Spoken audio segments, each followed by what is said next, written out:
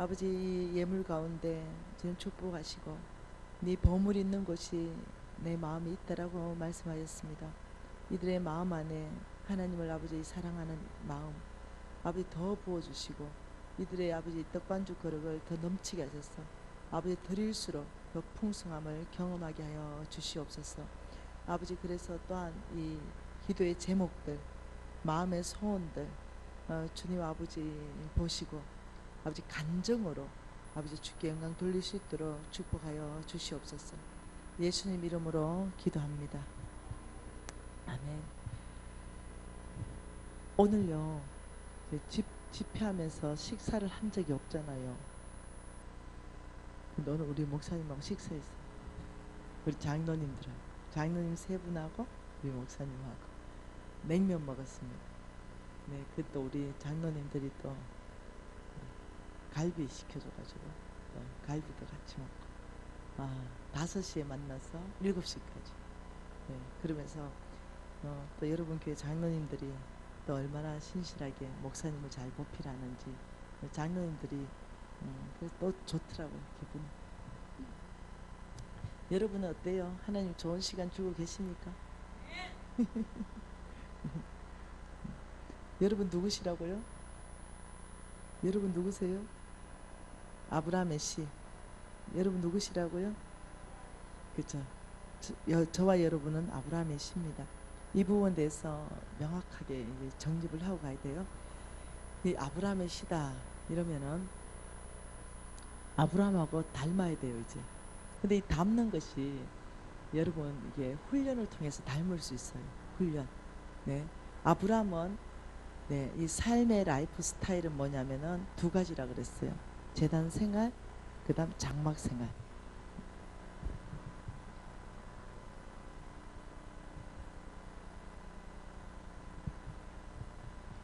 여러분 제가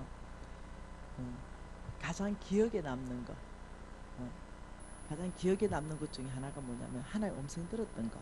이게 하나 기억에 남는 게 있습니다. 믿음으로 산다.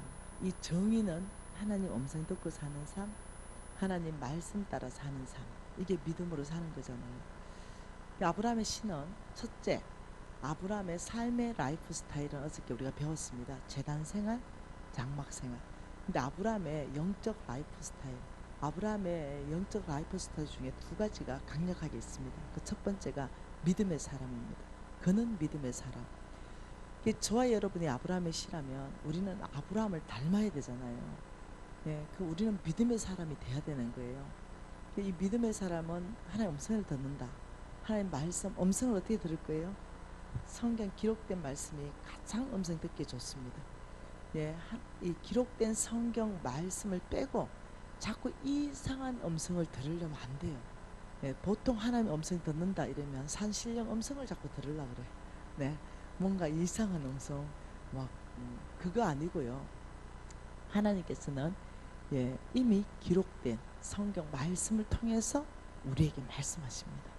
그 성경 말씀을 읽다가 와 깨달아졌다 이러면 그게 하나님 음성이에요. 와 이런 말씀도 여기 있었어? 와 성경을 그렇게 많이 봤는데 와 이런 말씀 다 여기 있네. 굉장히 감격스럽고 또 어떤 경우에는 막 제2의 가리움을 받은 자는 복이 있도다 이렇게 갑자기 너무 그 말씀에 감사한 거죠. 또 펑펑 울기도 하고 이게 하나의 음성 듣는 거예요. 너무 이렇게 이상한 음성 들으려고 하지 마세요. 그러다 사단 음성 듣지 말고 네, 하나의 음성은 항상 성경적이다. 말씀에 100% 일치해야 되고 그분의 성품에 100% 일치해야 된다. 여러분이 뭔가 하나의 음성 들었는데 말씀과 그분의 성품에 일치하지 않으면 그건 하나의 음성이 아니에요. 내 내면의 자아의 소리든가 다른 사람의 소리든가 사단의 소리겠죠. 하나님 음성이라면 이 두 가지가 반드시 따라옵니다. 여러분 하나님 음성 듣는 부분에 대해서 듣고 싶다? 성경 읽으세요.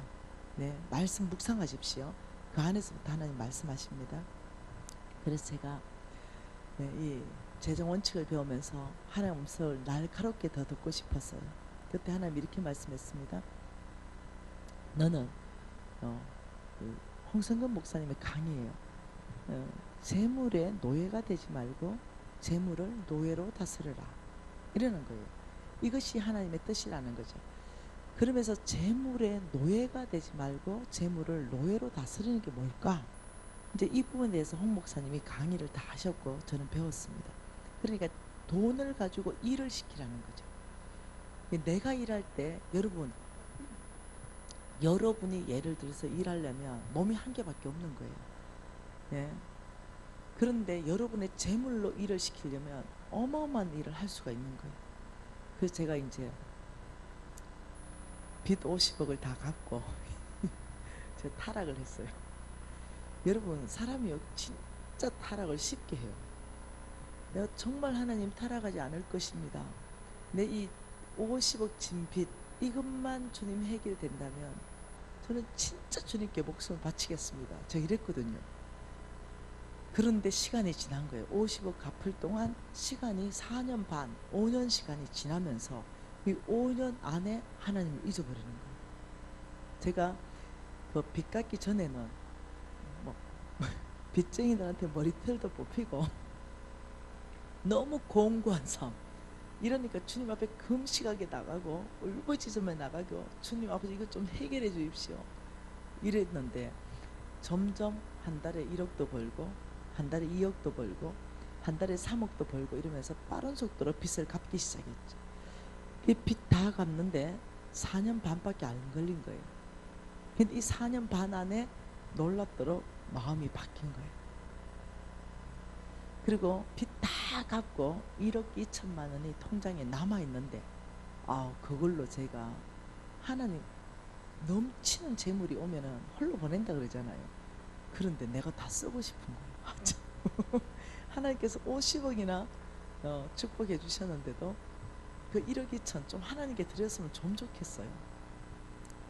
50억 빚을 딱 갚는 날 통장에 남아있었던 돈이 1억 2천이에요. 그러니 내 인생에 그때 그 남았는 첫 재물 그거를 좀 주님께 좀 다 드렸으면 내가 지금 얼마나 폼이 날까. 네. 근데 그 생각 하나도 못한 거예요. 우리 신랑한테 여보 내가 당신 차 한 대 사줄게. 1억 2천짜리 차. 이렇게 돼요. 우리 신랑은 또 그때 선교사였거든요. 그러면 또 우리 신랑이 또 잘하면 좋은데 우리 신랑이 고마워 이러면서 1억 2천 다 받아가는 거예요. 그러니까 참 선교사도요 돈 앞에 약하더만.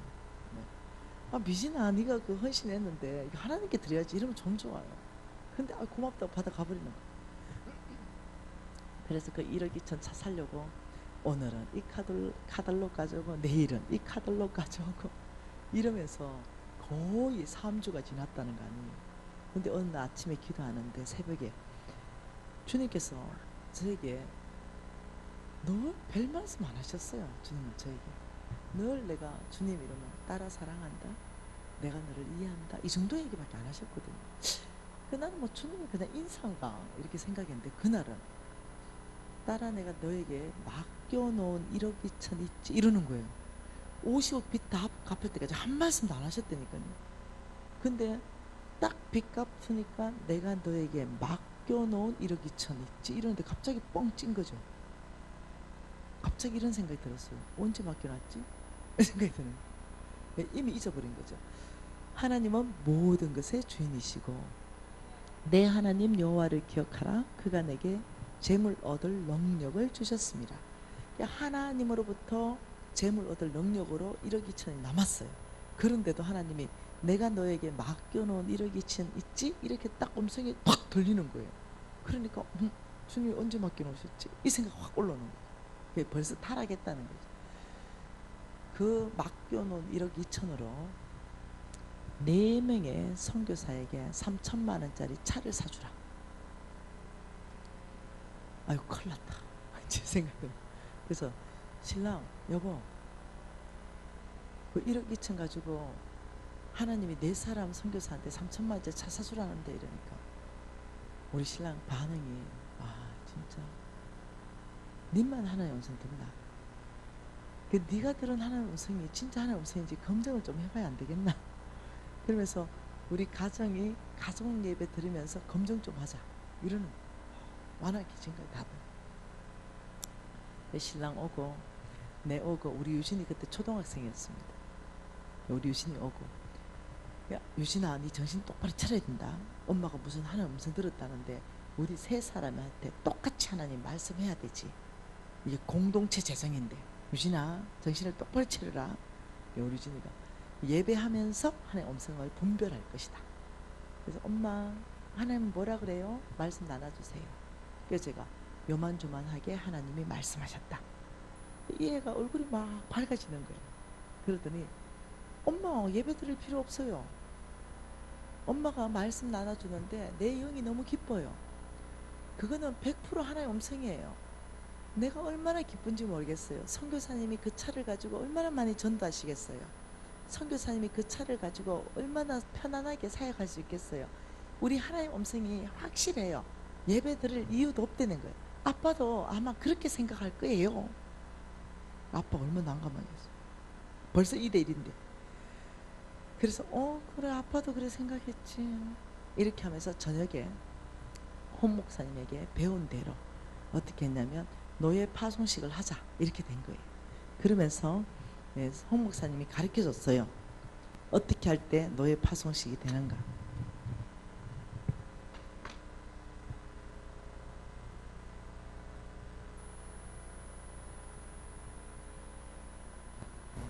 이렇게 했어요. 재물에 노예가 되지 말고 재물의 노예가 되지 말고 너희들이 재물을 노예로 다스리라는 거죠. 너희들이 이렇게 살려면 믿음으로 사는 삶을 훈련해야 된다는 거예요. 믿음이라는 것은 하나님 음성 듣고 순종하는 삶, 말씀하신 그 하나님을 신뢰하는 삶. 그래서 이제 우리가 홍 목사님한테 배운 대로 어떻게 했냐, 이 봉투를 마련했습니다. 이 봉투를 4개를 마련했죠. 4개를 마련하고 첫 번째 봉투, 하나님이 말씀하신 나라는 그때 아프리카였습니다. 그리고 아프리카 중에 탄자니아였습니다. 탄자니아에 많은 선교사님 계셨는데 인시안 선교사님 실명입니다. 인시안. 이 인시안 선교사님 이분에게 차를 사주라 그랬어요. 그 여기 3천만 원 넣었습니다. 3천만 원. 네, 그리고 또 하나님 말씀하신 다른 선교사님에게도 또 이렇게 3천만 원씩 넣었습니다. 그리고는 이제 노예 파송식을 하는데 너는 가라 아프리카로, 탄자니아로 가고 인시안 선교사에 발이 되어라 이렇게 한 거예요. 그래서 이제 자동차 4대가 하나님 말씀하는 대로 타다가 갔어요. 그리고 2년 후에 탄자니아 인시안 선교사님이 우리 부부를 다레살렘 대학교 대학생들을 훈련하기 위해서 우리 부부를 강사로 초청했습니다. 저랑 유진이랑 유진 아빠랑 이제 갔습니다. 가니까 그 제가 파송한 그 녀석이 거기 있는데 거의 만신창인 거예요. 너무 일을 많이 해가지고 라이트 있죠. 라이트가 다 깨져 있어. 눈태 밤태 됐다 내가 이렇게 표현했어. 궁뎅이 다 떨어져 있어. 밤봐. 얼마나 비포장으로 일을 많이 했는지. 그 차를 이렇게 보니까 옥수수 가루가 실려져 있더라고요. 선교사님 요 녀석이 뭐 했습니까? 이러니까 하루도 빠짐없이 매일 그 옥수수 가루를 신고 굶주리는 사람들 찾아다니면서 줬다는 거예요. 어떤 경우에는 2시간을 가서 주고 왔다는 거예요. 가보면 말라리아 걸려서 다 죽어가는 사람 또 차에 싣고 와서 병원에서 또 살려서 또 데려다 줬다는 거예요. 그걸 2년 동안 했단 말이냐. 그렇다는 거예요. 그래서 제가 그때 여러분 온도가요 50도였어요. 50도 50도. 와, 제가 이 50도 되는 온도에서요 그 여름에 내가 간 거거든요. 1월달에 한여름에 8월달에 가야 그게 겨울인데. 그래서 가만 보니까 이야 이 50도에 나한테 옥수수 가루 20kg 이고 한 저 100m 저 집에 배달하고 오라면 내가 그날 숨겨 숨이 안 쉬지는데 50도에서. 여러분 요번에 우리 37도까지 올라갔잖아요. 숨이 쉬시던가요? 그런데 50도. 어메. 그래가지고 내가 야 이걸 매일 했단 말이야. 그것도 한 집도 아니고 10집, 20집, 30집. 어머, 네가 선교사가, 그 차에 대놓고 내가 하는 얘기예요. 야, 네가 선교사가, 내가 선교사가, 네가 일을 많이 했나, 내가 일을 많이 했나고. 그 차 앞에서 내가 부끄럽더라고. 훨씬 얘가 일을 많이 한 거예요. 훨씬 얘가 하나님 나라 확장을 많이 한 거예요. 그리고 그 사람들이 예수의 사랑에 감동해서 예수 믿게 되는 영혼 추수도 얘가 훨씬 많이 한 거예요. 그 선교사님 2년 동안 무슨 일을 다 얘기해줬거든. 그때서야 놀랍도록 홍성근 목사님의 강의가 그때서야 깨달아졌다는 거죠. 재물의 노예가 되지 말고 재물을 노예로 다스리는 게 무슨 말인지 알았다는 거 그때서야. 여러분, 노예는요 주인을 위해서 일하잖아요. 네. 우리가 노예를 사면 산으로 들로 바다로 논으로 보내놔가지고 열심히 일해서 뭔가를 가져오면 다 주인 거잖아요. 그렇듯이 나의 재물이 나를 위해서 일을 하는 거예요. 네. 나의 상급을 쌓는 거죠. 네. 여러분이 만일, 저는 이제 140개국에 우리 영양제를 공급하잖아요. 그런데 여러분 생각해 보세요. 여러분이 물이 없는 그 아주 옷이 아프리카 같은데 물이 없어요. 흙탕물을 먹어요. 그런데 그 사람들이 거기에서 질병이 다 오거든요. 그럼 여러분이 깨끗한 생수를 공급하고 싶다. 그 한 마을에 한 100명 정도 산다고 쳐보십시다. 100가구. 근데 걔들은 또 많이 나요. 애들은 4명 5명씩. 그럼 한 5, 600명 사는데 여러분 얼만큼 물을 보내면은 그게 해결이 될까요? 굉장히 어렵겠죠. 그렇지만 한 1,000만 원, 2,000만 원, 3,000만 원 들이면 그게 우물을 하나 파버리는 거죠. 근데 우물은 계속적으로 물이 나오는 거죠. 그 600명이 다 먹고도 계속 물이 나오는 거죠. 예, 나는 1,000만 원, 2,000만 원밖에 들이지 않았지만 그 우물은 그 마을 전체를 유익하게 하는 거예요. 나는 여기 있지만 내가 판 그 우물은 상급 쌓고 있죠. 이 우물을 누가 판지 다 알아요. 예수 믿는 사람이 팠다는 거 다 알아요. 무엇 때문에? 네, 예수의 사랑 때문에. 그 우물이 거기서 계속적으로 일하고 있는데 나는 여기서 또 일할 수 있어요. 제가 차를 많이 사가 보냈는데요. 그 차들은 지금 선교사님 발휘돼가지고 다 일하고 있어요. 근데 동시에 난 여기서 일해요. 내가 만일 그 선교사님이 발휘되겠다면 내가 얻고 뛰겠어요? 어떻게 하겠어요? 네. 근데 우리는 3천만 원밖에 안 되지만 그 3천만 원의 노예는 놀랍도록 하나님 나라를 확장하고 있다. 근데 그날 제 계시가 왔어요. 홍 목사님 말씀에 계시가 왔어요. 재물에 노예가 되지 말고 오히려 재물을 너의 노예로 파송하라. 재물을 통해서 일을 시키라는 거예요. 재물을 가지고 하나님 나라에 일을 시키라는 거예요. 내가 일하면은 굉장히 힘들어요. 근데 나의 재물이 일할 때는 무지하게 쉽다는 거예요. 제가 비밀을 깨달은 거예요. 그날 제가 굉장히 심각했었습니다. 그러면서 주님이 그때 저에게 하신 말씀이 잊어지지가 않습니다. 딸아, 너가 수고한 모든 수고는 그날에 너의 상급으로 기록했고 인시한 선교사의 상급으로 기록했다. 그 말씀이 지금도 정정합니다. 내가 헌신해서 내가 파송한 그 노예가 수고한 수고, 매일 가정에 음식을 배달했던 거, 그 사람들 섬겼던 거, 그 내가 파송했기 때문에 그게 있는 거예요. 그것은 그날에 상 받는 그날에 미시나 너의 상급으로 기록한 거다. 그리고 함께 수고한 인시한 선교사님의 수고의 상급이다. 아, 제가 이해가 된 거예요. 여러분 이제 하나님 돈을 많이 주실 텐데 뭐 하실래요? 네, 성경 전체 하는 얘기입니다. 뭐 하실 거예요? 하나님 재물을 많이 주시면?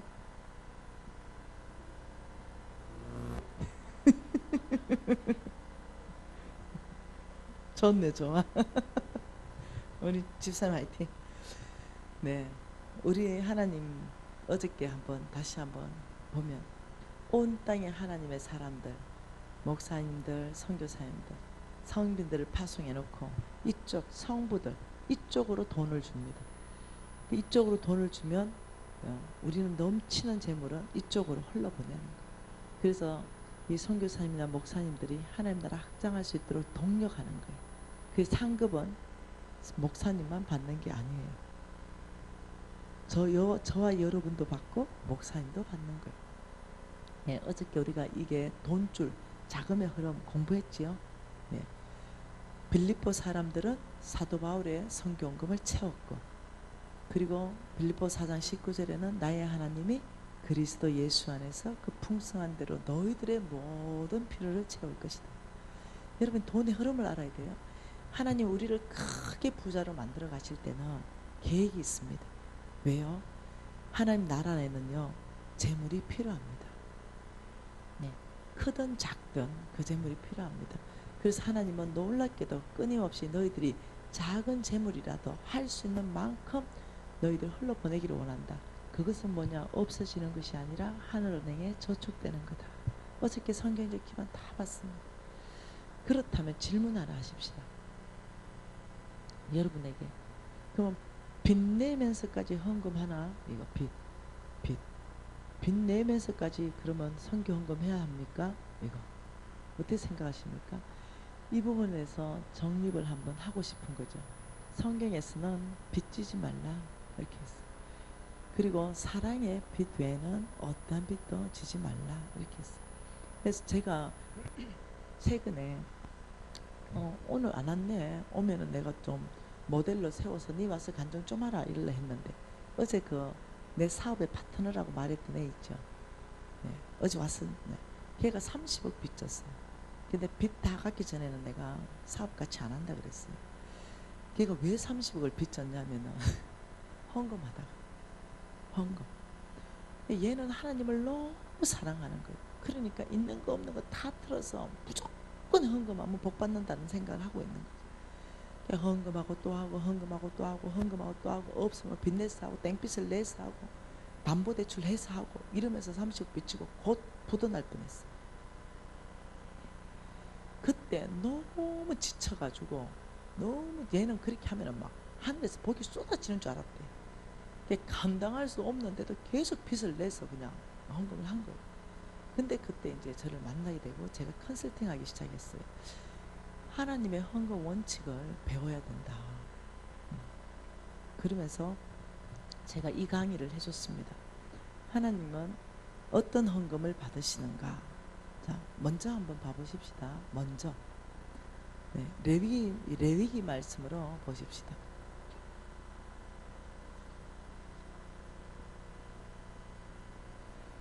자, 레위기 말씀 1장 2절 말씀 같이 보십시다. 레위기 1장 20절 2절이에요. 같이 읽습니다. 이스라엘 자손에게 말하여 이르라. 너희 중에 누구든지 여호와께 예물을 드리려거든 가축 중에서 소나 양으로 예물을 드릴지니라. 자, 명확하게 예물에 대해서 말합니다. 예, 너희 중에 가축 중에 소와 양으로 예물을 드려라 이렇게 말했어요. 자, 한번 물어봅시다. 네, 좀 정직하게 대답해 주면 좋을 것 같아요. 여러분이 지으면 소가 있어요. 양도 있지요. 가축이. 여러분 돼지도 있어요. 여러분은 염소도 있어요. 여러분은 닭도 있어요. 하나님께 이제 예물 드리러 가요. 네, 그때 솔직하게 좀 얘기하세요. 뭘 가지고 가실래요? 네. 죄송해요, 우리 권사님. 자, 하나님 이제 예물 가지러 가요.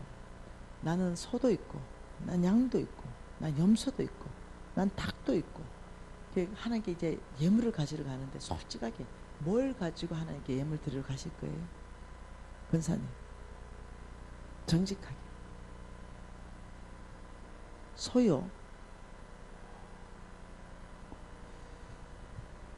자매님은 뭘 가지고 드릴 거예요? 지금 마음은요, 이 교회 복 받을 교회. 이거 이번 주 토요일 날 있었던 왕의 재정학교에서 실화예요. 실화. 왕의 재정학교. 지금 왕의 재정학교 2주차가 돼 있거든요. 500명이 지금 공부하고 있거든요. 제일 앞에 앉은 그 남학생이 있었어요. 내가 솔직하게 말해라. 네 뭐 가지고 드리냐? 소냐, 양이냐, 염소냐, 닭이냐 이러니까 달걀요. 와, 상상을 초월하는 답이 나와. 난 달걀은 생각도 못 해봤어. 근데 달걀요 이러는 거야. 난 너무 놀래가지고. 근데 너무 정직하게 대답했잖아. 그래서 내가 또 옆에 녀석한테 야, 얘는 달걀이란다. 난 상상도 못했다. 너는 뭘로 드릴래니까 삐죽삐죽하더니 정직하게 닭요 이러는 거야. 그래서 내가 막 웃었어요. 뭔가 사연이 있어 보이더라고요.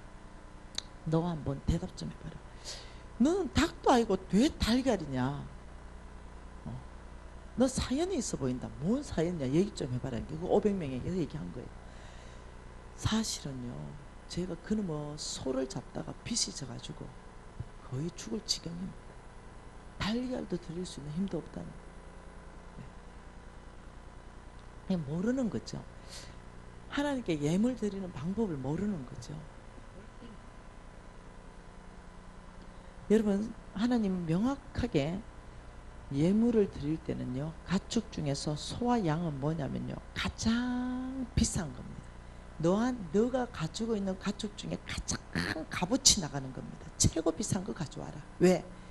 내 보물 있는 곳에 네 마음이 있기 때문이다. 돼지 잡지 말고 소 잡아와라.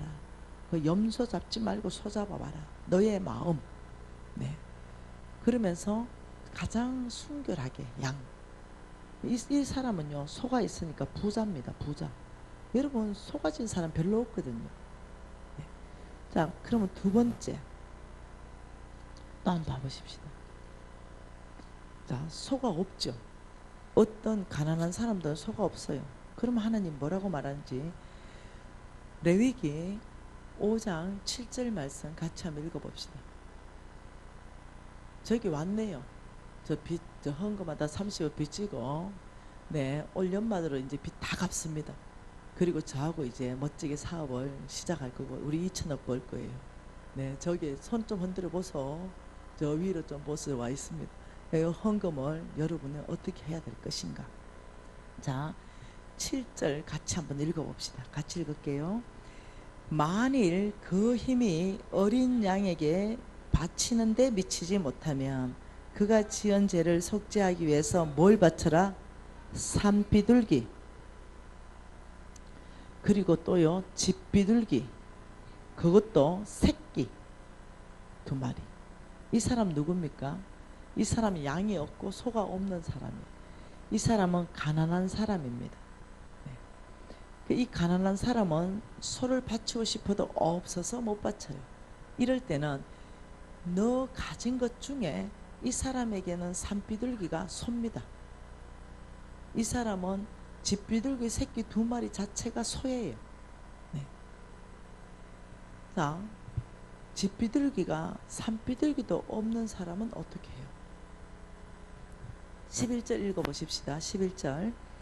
만일 그의 손이 산비둘기 2마리나 집비둘기 2마리에도 미치지 못하면 그의 범죄로 말미암아 고운 가루 10분의 1 에바로 예물로 가져오라. 고운 가루 10분의 1 에바. 여러분, 그냥 1 에바 이러면 21이 뜹니다.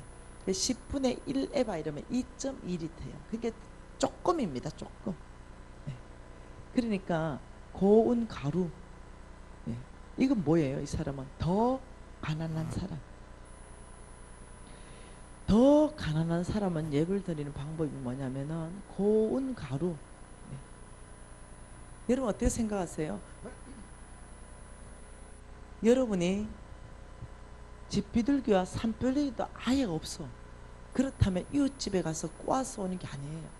여러분이 가진 것 중에 고운 가루를 가져오는 이게 뭐냐면 부자에게는 소예요. 내가 헌금할 게 없는데, 하나님 앞에 예물 가질 거 없는데 이웃집에 가서 소를 빌려가지고 하나님께 드리면 그게 빚이 돼요. 그걸 또 갚아야 되는데 또 헌금 또 드려야 돼요. 빚이 누적되기 시작해요. 하나님께서는 이렇게 말씀하셨습니다. 고린도후서 8장에 이렇게 말했습니다. 고린도후서 8장에는 헌금하는 원칙을 말하는 겁니다. 고린도후서 8장의 소제목이 뭡니까? 풍성한 연보입니다. 그러니까 헌금에 대해서 말하고 있는데 12절 같이 읽습니다.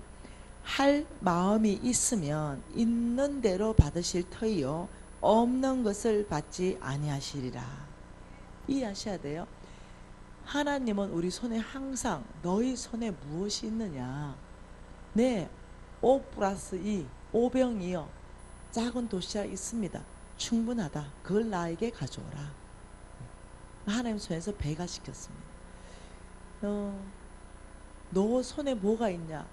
가루 한 줌 있습니다. 가루 한 줌. 그거면 충분하다. 그걸 나에게 가져오라. 거기에서부터 역사가 일어났어요. 기름 조금 있습니다. 그거면 충분하다. 있는 것 가져오라. 거기서부터 내가 역사할 것이다. 우리 하나님은 우리에게 짐을 지어주신 적이 없습니다. 근데 여러분 이것을 이렇게 해석하면 안 됩니다. 와 자유다. 고운 가루네. 이건 아니에요. 네. 그게 아니에요. 이거는 자유의 메시지가 아닙니다. 너의 전부를 원하는 메시지예요. 부자에게 가장 값비싼 소는요 그 사람에게 가장 큰 거예요. 그거 가져와. 돼지 안 받겠다. 염소도 안 받겠다. 네 가지고 있는 닭도 안 받겠다. 소를 받겠다. 있는 것 중에 가장 귀한 거 가져와. 네 마음을 보여. 내 보물이 있는 곳에 내 마음이 있느니라. 나는 너의 마음을 보고 싶다. 돈이 아니라. 네. 가난한 사람에게는요 이 산비둘기 이게 전부라니까요.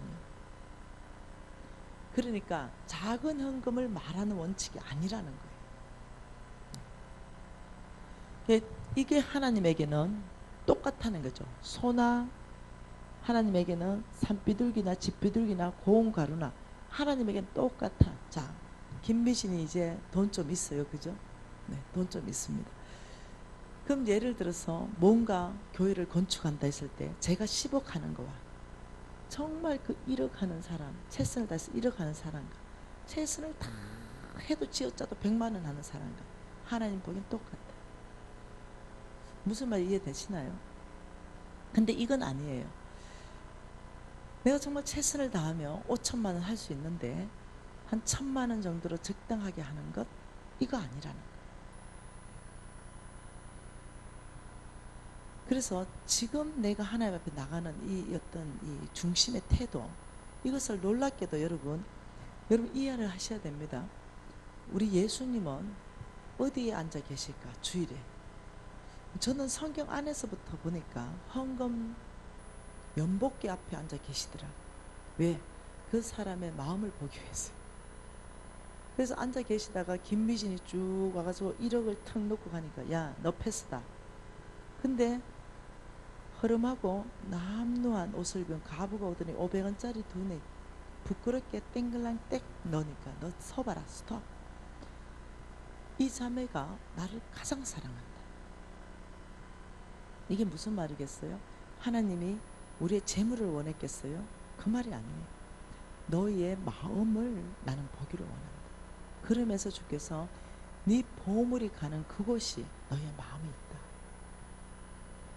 여러분 보물이요 가는 곳 잘 봐보세요.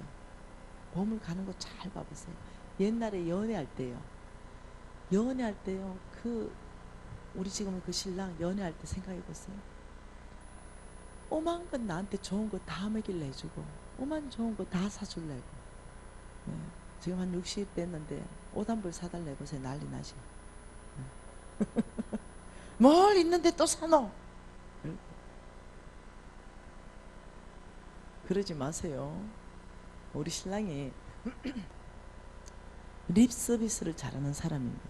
립 서비스. 뻑 하고 내 귀에 대고 속삭이기를 잘해요. 미신아, 이 세상에 너가 가장 아름다워. 미신아 사랑해. 이거. 그러면 나는 이게 말씀으로 저는 고신사대입니다. 말씀으로 트레이닝 된 사람이에요. 네 보물 있는 곳에 네 마음이 있다는데 어떻게 주댕이만 가지고 하나. 안 믿어진다. 난 당신의 입만 가지고 하는 거 안 믿어진다. 마음이 느껴지지 않는다. 진짜 안 느껴지는 거예요. 안 느껴져요. 안 느끼시는데 어떡할 거예요? 안 느끼시는데. 진짜 마음이 있다며, 진짜 마음이 있다면 내 보물 있는 곳에 마음이 있다는데 난 진짜 뭔가 선물 받고 싶은데 말만 가지고 그 다음날 오면 돈 안 드는 거 다리 주물러 주면서, 예? 막 다리 주면서 너 미친아 다리 부었네 이러면서 막 문질러 주면서 미친아 사랑해. 그 내가 다리 그만 주물러라. 안 느껴진다고. 내가 성경 말씀이 뭐라 했는데 내 보험을 있는 곳에 내 마음이 있다는데 이게 똑같은 거. 맨날 교회 오면은 예수님 너무 사랑해요. 돈은 절대 안 써 예수님한테. 그런데 예수님 너무 사랑해요. 여러분 이게 계시로 와야 이해가 돼. 계시가 와야. 이거는 헌금하라 이런 차원이 아닙니다. 그 얘기가 아니에요. 그래서 우리 예수님께서 너희의 마음을 알려고 너가 스스로 속지 말아라. 사람들이 굉장히 스스로 속고 있는 거 아세요? 굉장히 내가 하나님 나라를 사랑하는 거라 착각하고 계신 거 아세요? 그러면서 하나님 나라에 대해서는 관심 별로 없어요. 돈 별로 안 합니다. 돈 안 드는 기도는 많이 해요. 돈 안 드는 기도는.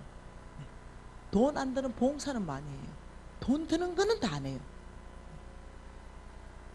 왜 그럴까요? 아깝거든. 이 돈이 없어질 것 같거든. 우리가 이해해야 되는 게 없어지지 않는다는 거야. 네 보물이 있는 그곳에 네 마음이 있고 내가 주라는 그곳에 주면 뭐라고요? 너희에게 줄 것이니 후이 되어 누르고 흔들어 넘치도록 하여 다시 줄 것이다. 성경 전체가 그 이야기입니다. 3,009절 안에서. 여러분 소와 양이 있는 분들은요 힘을 다해서 소와 양으로 예배에 나오십시오. 없는 사람은 제발 빚내서 하지 마시고 있는 것 안에서 다 하십시오. 있는 것 안에서. 어떤 권사님 한 분이 저를 찾아왔어요. 그 권사님은 제가 평소에도 조금 교제하던 권사님이었는데, 권사님 저는 정말 교회를 위해서 수고했습니다. 그리고 교회를 너무 사랑하는데 우리 신랑 돌아가시고 저는 연금으로 겨우 사는데 우리 교회가 건축하는데 저는 아무 돈이 없습니다. 정말 헌금하고 싶은데 어떻게 하면 제가 헌금할 수 있습니까? 이렇게 얘기해요. 근데 그 권사님 내가 알거든요. 몇 평짜리 사냐면 52평짜리 살았어요. 아파트 52평. 그래서 제가 권사님 애들 다 시집장가 갔고 남편도 소천했으니까 아파트 30평대로 줄이십시다. 아파트 30평대 줄이고 한 20평 정도 차이 나면 2억이 생깁니다. 그걸로 건축헌금 하십시오. 화를 팍 내는 거예요. 근데 왜 화내세요? 아니 너무 헌금하고 싶고 빚내는 거 원칙이 아니고 제가 진짜 헌금할 수 있는 최고 좋은 방법 가르쳐 줬는데 왜 화를 내세요? 아 그건 내 집이 돼. 그건 그건 내 집인 거예요. 하나님 집을 진짜 짓고 싶은데 내 집은 못 내놓는 거죠. 혼자 사는데 33평이면 충분할 것 같은데 욕심 있는 거죠. 하나님보다 내 집을 사랑하는 거죠. 그 내가 권사님 그러면 52평이 그냥 53평 그대로 사세요. 그게 아니고 내가 헌금하고 싶어서 이러는 거예요. 권사님 헌금할 사람 아닙니다. 저는 진짜 집을 줄여서 헌금해봤거든요. 정말. 근데 헌금할 돈이 없어가 집을 진짜 줄여서 해봤거든요. 제가 전세 살 때 전세금 줄여서 해봤거든요. 빚내진 않지만 내가 최선을 다할 수 있는 거는 전세금을 줄이는 방법과 내 집을 줄이는 방법이 있었거든요.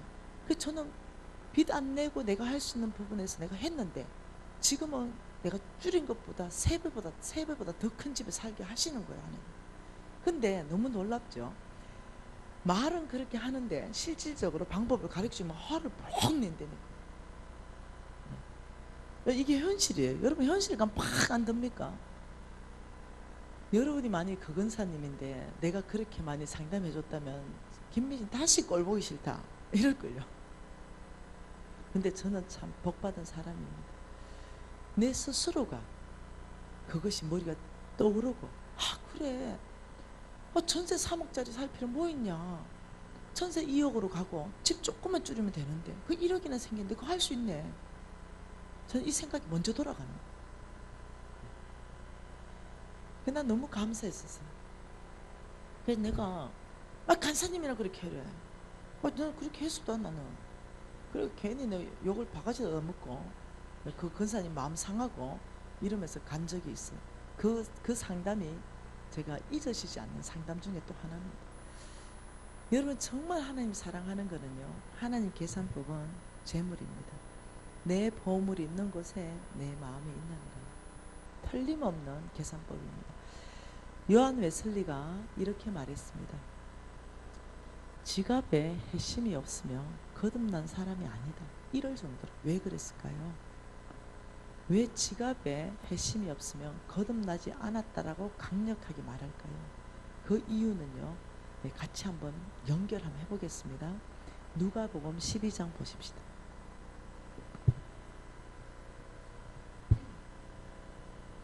누가복음 16장 보십시다. 왜 그런지. 누가복음 16장 19절 한 절 말씀 같이 한번 읽어보십시다.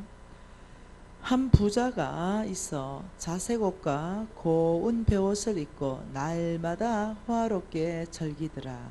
그런데 같이 있습니다. 나사로라 이름하는 한 거지가 헌데투성이로 그의 대문 앞에 버려진 채, 자, 그 부자의 대문 앞에 아주 헌데투성이로 대문 앞에 버려졌다라고 표현된 거 보니까 그 부자가 그 가난한 사람을 잘 안 도와줬겠죠. 네, 그래 버려져 있는데, 네, 그래서 두 사람이 둘 다 죽어서 이제 천국에 가게 되었어요. 자, 이에 21절에 그 거지가 죽어서 천사들에게 받들려서 아브라함 품에 들어갔다. 부자도 죽어서 장사되었는데 그 부자는 엄부에 들어갔다. 고통 중에서 아브라함과 그 품에 있는 나사로를 봤다. 부자와 거지 나사로 이야기 아닙니까? 이 부자는 지옥 갔습니다. 이 부자는 지옥 가고 이 거지는 천국을 갔어요. 근데 지금 분명히 말씀하는 게 무슨 말씀을 하고 있냐면은 천국을 말하고 있어요. 천국. 그리고 지옥 엄부를 말하고 있어요. 그런데 지옥 간 사람이 부자이고 천국 간 사람이 거지 나사로다, 이렇게 말하는 거예요. 그러면서 이 부자가 너무 이 엄부가 불타고 일거리니까 이렇게 말했어요. 24절, 아버지 아브라함이여 나를 긍휼히 여겨주시고 나사로를 보내서 그 손가락 끝에 물을 찍어서 내 혀를 적셔주세요. 너무 고통스러워요. 물 한 방울만 주세요. 이랬더니 아브라함이 말씀하시기, 예, 너는 살아서 좋은 것을 다 받았고 나사로는 고난을 받았으니 이제는 바뀌었어. 나사로가 위로받고 너가 괴로움을 받는다, 이렇게 말했어. 그리고 26절 같이 읽습니다. 그뿐 아니라 너희와 우리 사이에는 큰 구렁텅이가 놓여서 여기서 너희에게 건너가고자 하되 건너갈 수 없고 거기에서 우리에게 건너올 수도 없게 하였느니라. 여러분 착각하면 안 됩니다. 천국과 지옥은 못 건너옵니다. 이 땅에서 살았던 삶에서 그냥 그날에 천국에 갈 건지 그날에 지옥에 갈 건지 정해져 버립니다. 왔다 갔다 못합니다. 끝입니다. 그러니까 이제 이 부자가 생각할 때 이제 큰일 난 거죠. 왜? 이 땅에 살 때 자기 집에 자기 같은 형제들이 있는 거죠. 그래서 27절에 뭐라 그럽니까? 이르되 그러면 아버지여 구하노니 나사로를 내 아버지 집에 보내소서. 내 아버지 집은 육신의 아버지 집에 보내소서. 28절에 내 형제 5놈이 있다. 5명이 있는 거예요. 다 똑같은 놈들이에요. 그러니 그들에게 가서 지금 이 고통 가운데 살고 있는 나를 증언하여서 그들이 이 고통을 받지 않게, 이곳에 오지 않게 좀 보내주세요. 뻔하거든요. 이래 살면은 지옥 올 게 뻔하거든요. 그러니까 29절에 뭐라 그럽니까? 아니다 하는 거예요. 모세와 선지자들이 있으니 그들에게 들으라. 네. 모세와 선지자에게 있다. 이 말은 뭡니까? 이미 있는 말씀 안에서 들으라. 이 성경 말씀 안에서 너희들이 이미 듣고 이미 설교자 안에서 들어라. 오늘 김미진을 세웠다면 김미진의 말씀을 통해 이 하나 성경 말씀 전해주는 말씀을 통해서 깨달으라는 거예요. 그러면서 31절에 모세와 선지자에게 듣지 않으면 죽은 자 가운데서 살아난 자가 있어도 건함을 안 받는다. 얼마나 완악한지. 여러분 지금 천국과 지옥을 뭘로 설명하고 있는지 그게 중요하다는 거죠. 지금 천국과 지옥 이 사이에 지금 하나님 나라의 비밀인데요. 뭘로 지금 설명하고 있냐면 돈요, 재물요. 어떻게 재물을 썼는가 여기에 따라서 분명히 우리 하나님은 고아와 가부와 객들을 도와주라 했는데 안 도와주는 거예요. 네. 자기 혼자 잘 먹고 잘 사는 거죠. 이 지금 이 하늘나라의 비밀에 대해서 이 돈 쓰는 거에 대해서 포커싱을 딱 하면서 천국과 지옥에 대해서 말씀하고 있다면 굉장히 뭔가를 지금 말씀하고 계신다는 걸 이해해야 된다는 한 구절 더 봐보십시다. 마태복음 25장으로 한 구절 더 봐보십시다. 여러분 천국 가기 원하시죠? 저도 원하거든요. 근데 성경에는 돈 사용법을 가지고 계속 천국과 지옥을 말하는 게 있다는 거예요. 굉장한 어떤 계시가 있다는 거예요. 여러분 자 마태복음 25장 34절에 같이 읽습니다. 33절부터 양은 그 오른편에 염소는 왼편에 두리라. 자 이걸 천국은 양물이다. 양이라고 말하고 네, 지옥은 염소라고 또 표현하고 있다는 거예요. 그러면서 뭐라냐면 양은 자 34절 35절 읽습니다. 그때에 임금이 그 오른편에 있는 자들에게 이르시되 내 아버지께 복받은 자들이야 나와 창세로부터 너희를 위하여 예비된 나라를 상속받으라. 창세로부터 너희를 위하여 예비된 나라가 뭡니까? 천국입니다. 이거 천지 창조 때부터 하나님이 창세로부터 만든 천국을 상속받아라. 자 보십시다. 저를 중심으로 해서 이 오른편에 예, 약물이 오늘 천국 갈 물인데 왜 목사님 왼편에 하고 그래요? 네. 그래서 여기는 오늘 천국 갈 약물이에요. 그리고 오늘 장로님 두 분 다 여기 앉아 계셨네. 세 분 다 여기 앉아 계셨네. 세 분 다. 여기 딱 잘라서 왼쪽으로 죄송해요. 늘 지옥 가는 무리가 많습니다. 예. 여기 지금 많이 앉았네요. 자, 이쪽은 목사님 포함 오늘 지옥 갈 무리라고 생각해 보십시다. 그렇다면 정말 실질적으로 그날에 내가 염소 양을 분리하고 알곡과 쭉정이를 분리합니다. 그날에 명확하게 심판하십니다. 이게 우리 앞에 닥쳤다 했을 때 주여 주여 하는 자마다 천국에 다 오지 못한다 했습니다. 주여 주여 했다는 말은 뭐냐면 교회 다녔다는 거죠. 네. 교회 나온다고 다 천국 갑니까? 죄송합니다. 저는 그렇게 믿지 않습니다. 좀 더 얘기할까요? 장로라고 다 천국 갑니까? 저는 그렇게 생각 안 합니다. 못 가는 장로 있다고 믿습니다. 좀 더 얘기할까요? 목사님이라고 다 천국 갑니까? 그날에 들어 안 보이는 목사님들 계실까 봐 걱정이 됩니다. 네. 저는 성경 전체 안에서 정말로 어떤 직분이 천국을 보장하는 건 아니라는 거예요. 그래서 목사님이든 장로님이든 선교사님이든 평신도든 진짜 깨어서 정말로 천국 백성 되도록 노력해야 된다 저는 믿고 있습니다. 근데 그날에 예, 너희를 위하여 예비된 나라를 상속받아라. 근데 그 예비된 나라 천국 가라는 거예요. 요 오른쪽 천국 가라. 이유를 설명하는데 35, 36절 같이 읽을까요? 내가 줄일 때 너희가 먹을 것을 주었고 목 마를 때 마시게 하였고 나그네 되었을 때 영접하였고 헐벗었을 때 옷을 입혔고 병들었을 때 돌보았고 옥에 갇혔을 때 와보았다. 천국 가라 하는데 믿음 얘기하는 게 아니고 돈 얘기하는 거예요. 돈 잘 썼다. 이게 놀랍죠? 여러분 천국이 자, 줄일 때, 나그네 되었을 때, 헐벗었을 때, 병들었을 때, 옥에 갇혔을 때 그들 돌보면 천국에 갑니까? 아니에요. 천국은 오직 예수를 믿는 믿음으로만 갑니다. 이게 지금 무슨 말이냐면, 정말 예수가 나의 구주라면 예수가 말씀하신 걸 믿고 행함에 있다는 거예요. 그 예수가 말씀하시길 너희들은 고아와 가부와 객들을 먹여라 라고 했다면, 진짜 믿음이 있다면 그 말씀 따라서 고아와 가부와 객들을 먹인다는 거예요. 내가 100만 원 다 먹는 게 아니라 내가 막 95만 원 좀 먹고 50만 원 그들에게 준다는 거예요. 이해되시나요? 무슨 말인지. 그러면서 이에 의인들이 대답하여 이르되 아닌데요, 어느 때 내가 주께서 줄이신 걸 보고 대접했습니까? 그러니까 40절 하반절에 너희가 여기에 내 형제 중에 지극히 작은 자에게 한 것이 곧 나에게 한 거란다. 왜요? 주님의 말씀에 순종해서 했기 때문에. 그러면서 41절에 왼편을 바라봅니다. 그러면서 이렇게 말합니다.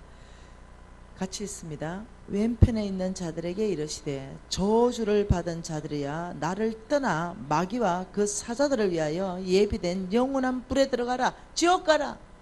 왼쪽 지옥 가라. 딱 구분했어요. 염소무리들이야 지옥 가라. 그러니까 왼쪽에서 뭐라 했겠어요? 주님 주님 이러니까 내가 도무지 너희를 알지 못한다.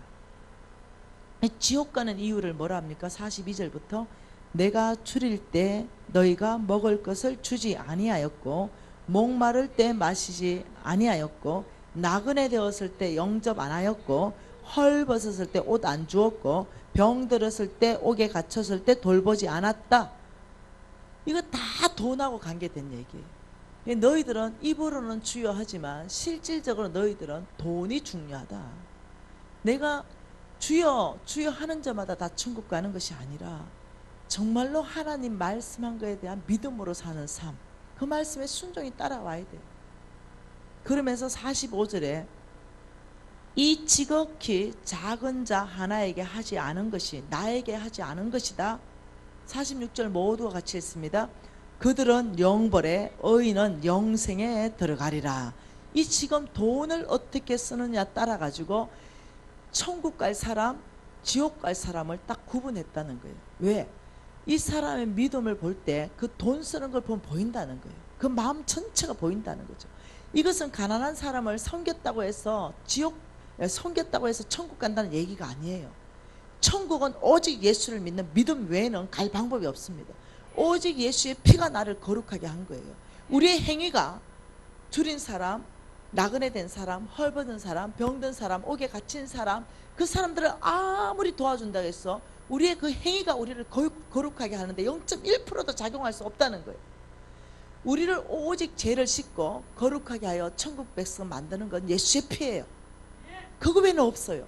그런데 그 예수의 피로 내가 예수를 믿는다면 그 예수가 말씀하신 그 명령에 대해서 응답이 있다는 거예요.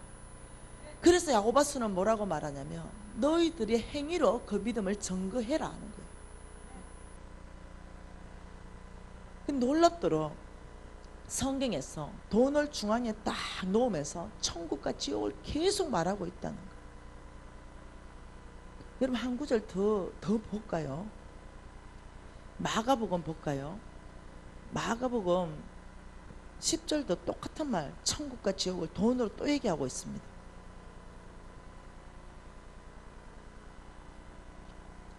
마가복음 10장 봐보십시오. 여러분 이미 다 아는 얘기입니다. 자, 10장 17절 한 절 읽어봅시다. 예수께서 길에 나가실새 한 사람이 달려와서 꿇어앉아 묻자오되 선한 선생님이여 내가 무엇을 하여야 영생을 얻으리까? 이 사람이 지금 얻고 싶은 건 뭡니까? 영생은 천국입니다. 영생을 얻고 싶어요. 누가요? 이 청년이 이 영생을 얻고 싶은 거죠. 이 영생을 얻고 싶어 가지고 지금 이렇게 말했어요. 이걸 그림으로 그려보면 영생입니다. 천국, 영생을 얻고 싶어서 누구한테 질문했냐면 예수께 질문합니다. 예수님, 내가 뭐 해야 영생 얻을 수 있습니까? 그러니까 우리 예수님께서 이렇게 대답합니다. 너는 계명을 알지 않느냐? 살인, 간음, 도둑질, 거짓 정언, 속여 빼앗지 말고 내 부모를 공경하라. 분명히 영생에 대한 질문에 예수님이 율법으로 대답했어요. 그러면 이게 답입니까? 이 답이 아니에요.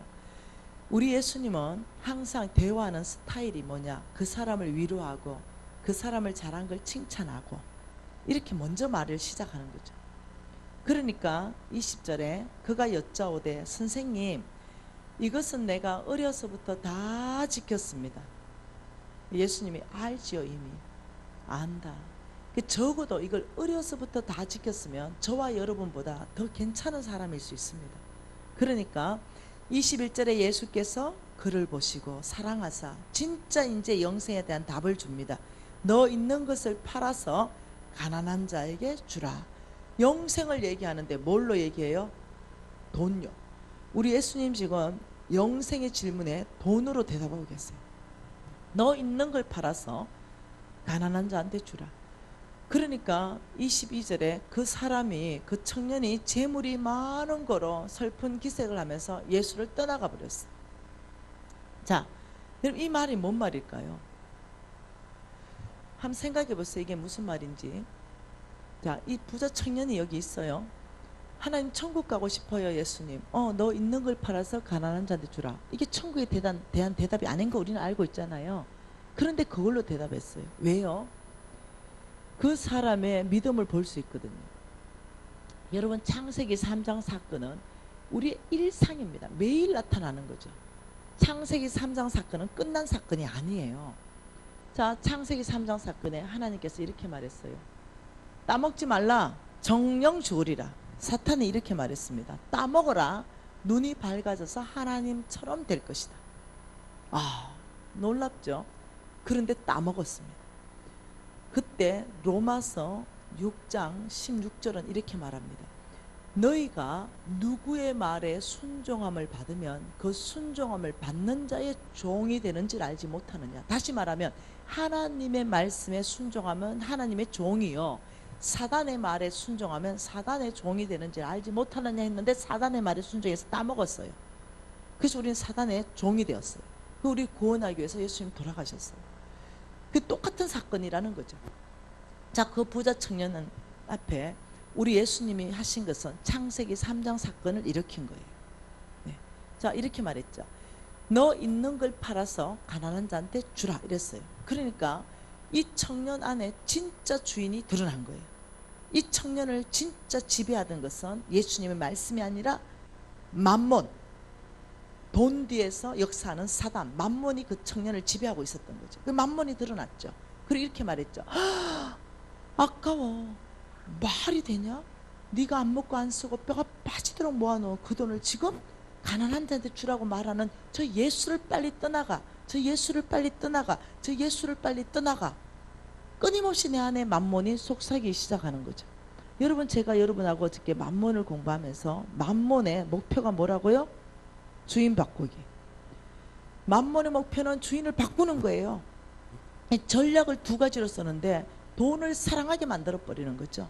여러분, 디모데 전서 6장 10절이 돈을 사랑하며 일만하게 뿌리가 되나니 이것을 탐내는 자는 첫째 믿음에서 떠나버린다. 돈을 사랑하게 만들면 자동으로 나타나는 것이 믿음에서 떠나게 만드는 거죠.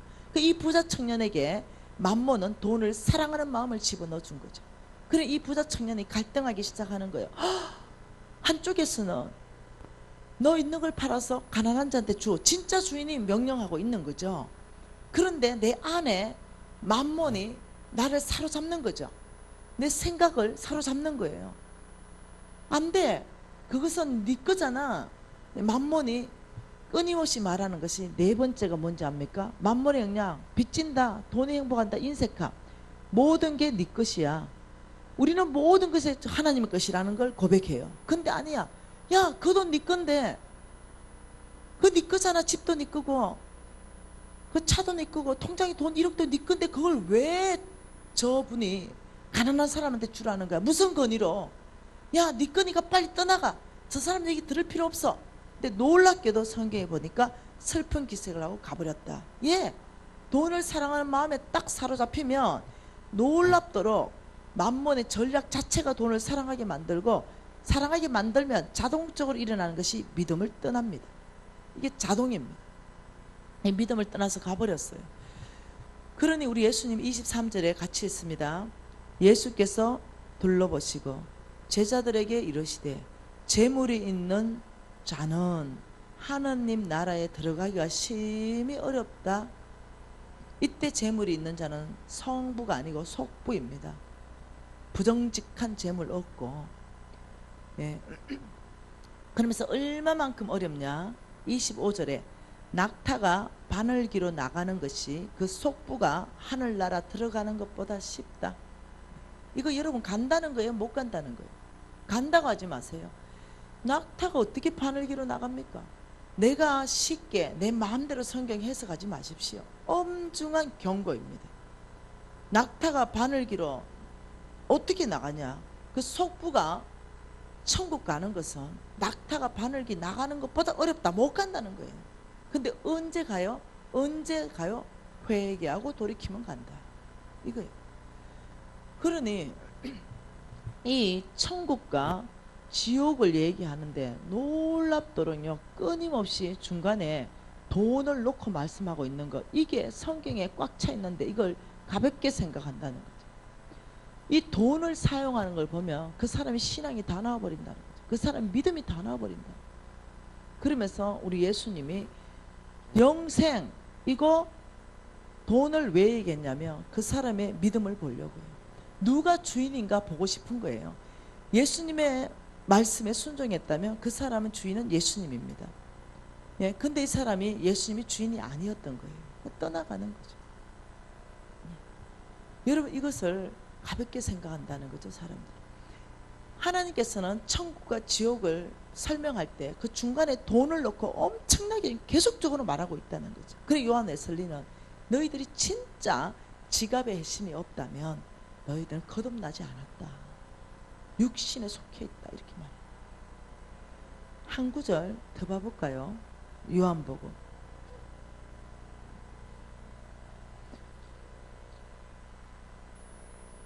누가복음 봅시다. 누가복음 3장 보십시다.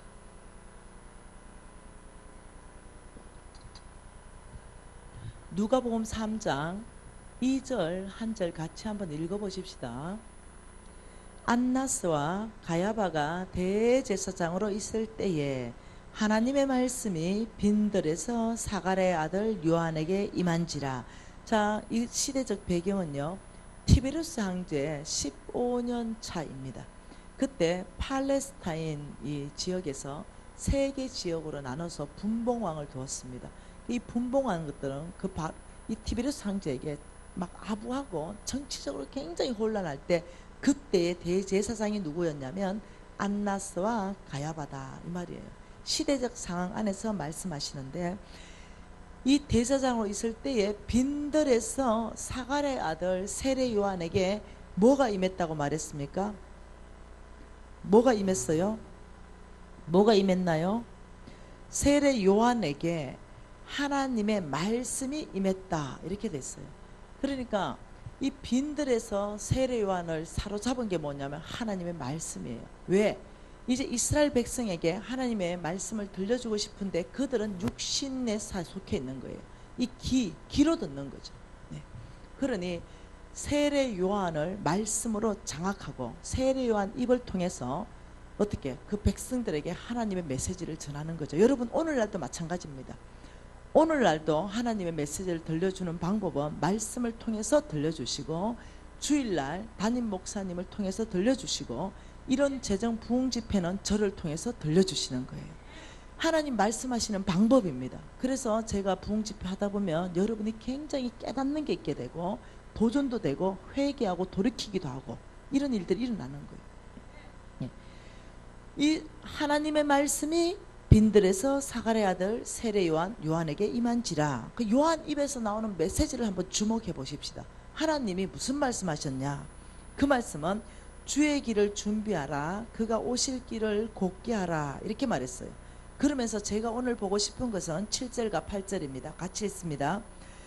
요한이 세례를 받으러 나오는 무리에게 이르되 독사의 자식들아 누가 너희에게 일러 장차올 진노를 피하라고 하더냐 그러므로 회개에 합당한 열매를 맺어라. 자, 세례 요한 입을 빌려서 하나님의 강력한 메시지는 이겁니다. 이 독사의 자식들아 너희들이 회개에 합당한 열매를 맺고 장차올 진노를 피하라 이렇게 말한 거예요. 그러니까 장차올 진노는 지옥이거든요. 너희 이 독사의 자식들아 지옥을 피하려면 회개에 합당한 열매를 맺어라 이 말이에요.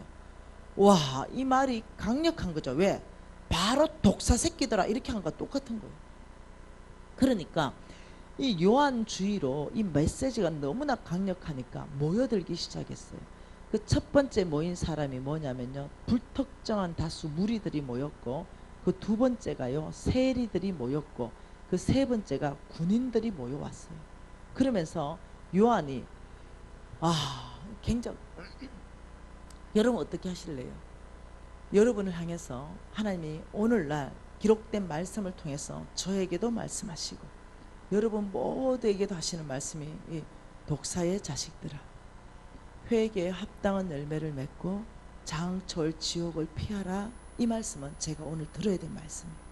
그렇다면 도대체 어떻게 회개에 합당한 열매를 맺는단 말인가?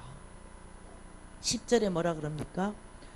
무리가 물어 이르되 그러면 우리가 무엇을 하리이까? 이 말이에요. 무리들이 와가 세례 요한이시여 그러면 장철 지옥 안 가려면 우리가 어떤 회개에 합당한 열매를 맺어야 합니까?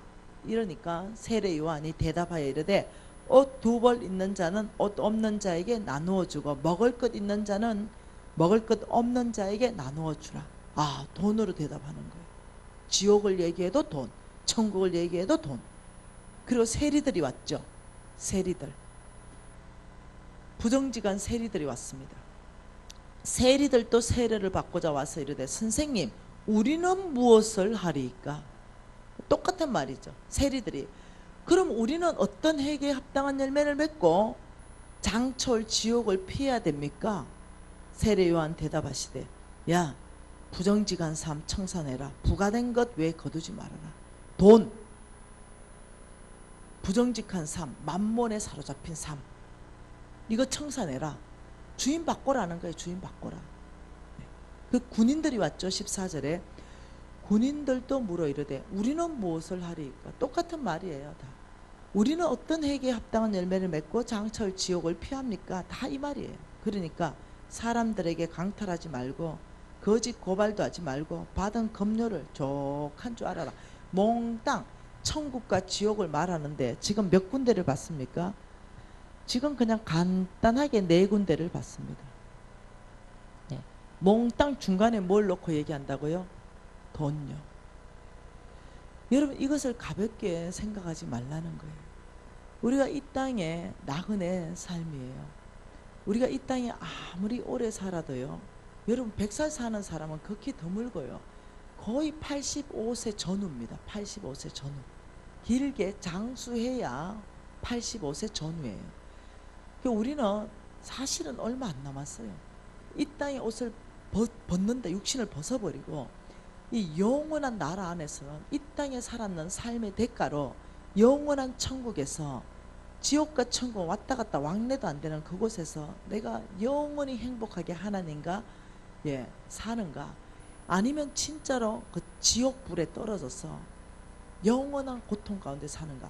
죽고 싶어도 못 죽는 곳, 탈출하고 싶어도 못 탈출하는 그곳이 있다는 거예요. 여러분 이해하셔야 됩니다. 우리 하나님이 그렇게 사랑이 많으신데 설마 지옥을 만들었겠어요? 이러는 사람이 있더라니까요. 네. 성경이 있대는데 자기가 안 읽고 싶은 거지. 네. 여러분 성경이 있다면 있는 거예요. 근데 내가 성경이 있대는데 무슨 그런 소리를 하냐고. 아니 우리 하나님이 사랑이라 했어. 그 자녀들이 이걸 불타는 그곳에 있는 게 우리 하나님이 행복하실까요? 그 하나님한테 물어봐라. 명확한 건 있다는 것이다. 명확한 것은. 내 생각이 너무 많아. 예, 자기 생각으로 막 생각했어. 아유 없겠지. 우리 하나님 사랑인데. 그렇기 때문에 기회를 준다고요. 우리 하나님 사랑이기 때문에 끊임없이 참고 자비롭고 오래 참고 기회 주시고, 또 진노하기를 더디하시고 노하기를 더디하시고, 또 참고 또 인내하시고. 하나님이 우리 했는 대가를 갖다 보응했으면 우리는 지금 어떻게 눈알이 다 빠져버렸을 거예요. 손목이 다 잘려보고, 네.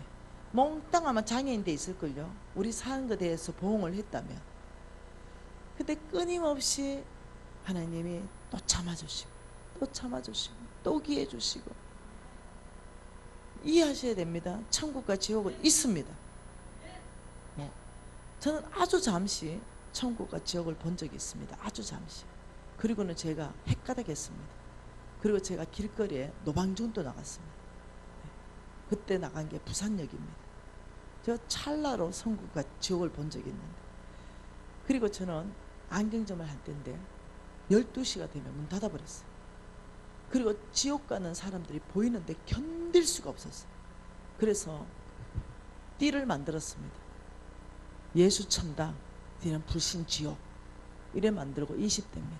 제가 부산역에 우리 직원들 다 데려나갔습니다. 그리고 제가 어느 자매가 하나 오는데 너무 그 영혼이 불쌍한 거예요.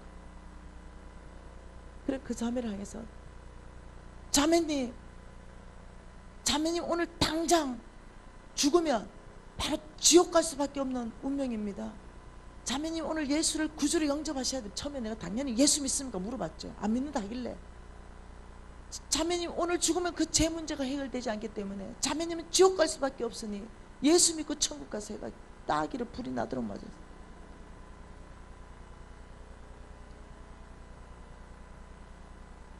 여러분 생각에, 내 생각에는 이런 거 하지 마십시오. 하나님 말씀이 기준입니다. 하나님 말씀만이 절대 기준입니다. 하나님 말씀만이 절대 권위입니다. 하나님이 이렇다면 이렇고 하나님이 아니라면 아닙니다. 우리의 생각을 다 바꾸셔야 됩니다. 뭘로? 아버지 내 생각이 아니요. 하나님 생각이 어떻습니까? 그렇다면 내 생각 다 내려놔야 됩니다. 그게 가장 빨리 돌파할 수 있는 방법입니다. 그 하나님이 말씀하시기, 너희들은 가난한 자를 돌보라. 제가 어제도 얘기했죠. 오늘 이어서 또 얘기하는 거예요. 그리고 너희들은 먼저 그 나라와 그 의를 구하라. 여러분 한 번 더 복 받는 비결입니다. 여러분 하나님께서는 이렇게 말합니다. 조금 이따가 제가 실질적으로 성경에 있는지 보여드리겠습니다. 하나님께서 여기에 성부를 부르십니다. 그리고 창고를 채워줍니다. 성부. 그리고 창고를 꽉 채워주죠. 그리고 이 성부의 재물은 하나님이 놀랍도록 축복하시고 이 성부의 재물을 넘치도록 부어줍니다. 내 창고가 꽉 찼다. 넘치도록 더. 예를 들면 내가 집 한 채면 충분한데 집 10채 살 수 있는 금액들 넘치도록, 내 하나 잘 먹고 잘 살고 더 넘치도록. 하나님께서는 여기에 관심이 있는 거죠. 온 땅에 관심이 있습니다. 하나님의 관심은 온 땅입니다. 여기에 하나님 사람들, 성빈들, 선교사들, 목사님들 온 땅에, 어제 키르기스탄 선교사님 오셨더라고요. 오늘은 또 어디? 우간다. 지금 우간다 선교사 와 계시고요. 네, 5만 대. 네, 5만 대. 5만 대 하나님 다 보내놨어. 그러면서 얘기했죠. 그의 종을 부르면서 너 우간다 가라. 너 키르기스탄 가라. 이 종들 그 많은 240개 그 중에 해필이면 왜 우간다 가 있냐고. 예. 그 어떤 사람한테 너는 한국이다. 하나님 부른다니까요. 그리고는 놀랍도록 뭐 일을 무지하게 시켜요. 교회를 지어라, 학교도 지어라, 병원도 지어라. 이 몽땅 다 돈이에요. 몽땅 다 돈이라니까. 여러분 선교지에 가봐요. 돈 없으면 선교할 수 있는지. 예. 헌신된 사람과 돈이 같이 따라가야 됩니다. 근데 하나님은 이쪽으로 축복하죠. 이쪽으로 복 주신다고 얘기했어요. 이 넘치는 재물, 이걸 하나님께서는 뭐 하시겠냐면 성빈들한테 가기를 원합니다. 그래서 교회 짓게 하고 하나님이 주신 그 사명을 완수하게 하는데 저와 여러분을 쓰시기를 원하는 거예요. 여러분 이해하셔야 돼요. 여러분이 이 성경 전체 안에서 이 돈의 흐름과 돈을 하나님이 왜 주시는가를 명확하게부터 정립하기 시작하면 뭐 어떤 게 되냐면 열리기 시작한다는 거죠. 다 어떠냐면 돈 주면 집 사야지. 돈 주면 우리 아들 사업체 열어줘야 돼. 돈 주면 빌딩 하나 사놓고 돈 주면 땅 사고 돈 주면 하여튼 돈 주면 몽땅 자기 재산 늘리는데 다 갖다 써버리는 거예요. 하나님은 그게 아니라 내가 너에게 돈 줘서 너희를 통하여 정말 하나님 나라에 확장하고 싶다. 온 땅을 아브라함의 씨들이요. 너는 본토 친척 아버지의 집을 너의 안정감으로부터 떠나라. 본토 친척 아버지의 집은 안정감이거든요. 거기에 친구들 다 있거든요. 거기에 재산들 다 있거든요. 거기에 내가 살 집도 있어요. 근데 떠나라. 내가 너를 복주고 너를 통해서 온 땅이 복받을 것이다. 먼저는 그 가나안 땅이 복받을 것이고 그게 하나님을 대적하는 것들을 다 썰어버리면서 그게 하나님이 통치하는 나라를 세울 것이다. 그리고 이것은 온 땅을 확장할 것이다. 저와 여러분 아브라함의 시잖아요. 미션이 이미 주어져 있어요. 어떤 사람 답답한 사람이 있어요. 나한테 와서 상담하는 게 이겁니다. 간사님 저는 제 비전을 모르겠어요. 너는 눈을 감고 성경을 읽나. 네 비전 이미 성경에 다 나와 있잖아. 왜 모르냐 네 비전이.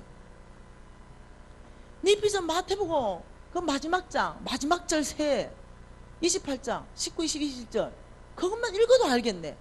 모든 족속으로 제자 삼는 거. 네가 의사냐? 그러면 그 의사 그 자리 그가 땅 것이다. 거기서부터 제자 삼아라. 거기서부터 하나님 나라 확장해라. 의사하기 해서 돈 벌고 먹고 사는 의사가 아니라 내가 그 의료직을 통해 가지고 거기에 하나님의 나라를 세우면 하나님 뭐라 했냐? 먼저 그 나라와 그 의를 세우면 내가 먹을 것 입을 것 마실 것은 내가 위에서부터 부어준다고 하지 않았냐. 우리가 의사를 통해 가지고 돈 벌려고 하는 게 아니라 그 의사를 통해서 그곳에 하나님의 나라 때를 얻든지 못 얻든지 하나님의 나라를 세우는 것 복음 전하는 것이에요. 예를 들어 어떤 사람이 교사이다. 우리 며느리도 교사이죠. 교사이다. 그러면 어떻게 해요? 내가 때를 얻든지 못 얻든지 그 교사 직분 거기서부터 하나님 나라 세우라는 거예요.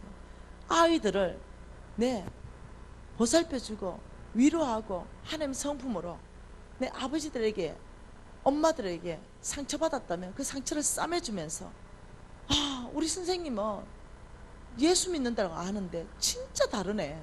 선생님 믿은 그 예수 나도 믿고 싶어요. 거기서부터 하나님 나라 세우기 시작할 때 먹을 거 입을 거 마실 거 준다. 우리는 사명이 정해져 있습니다. 사명 모른다 소리 하지 마세요. 우리 사명은 한 가지밖에 없어요.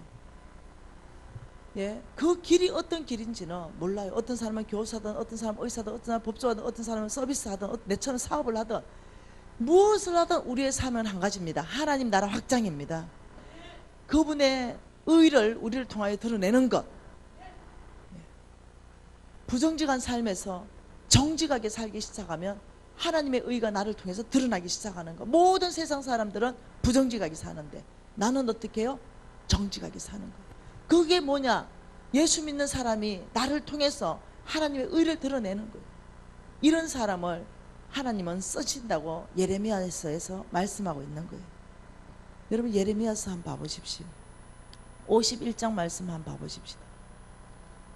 하나님은 어떤 사람을 쓰시는가?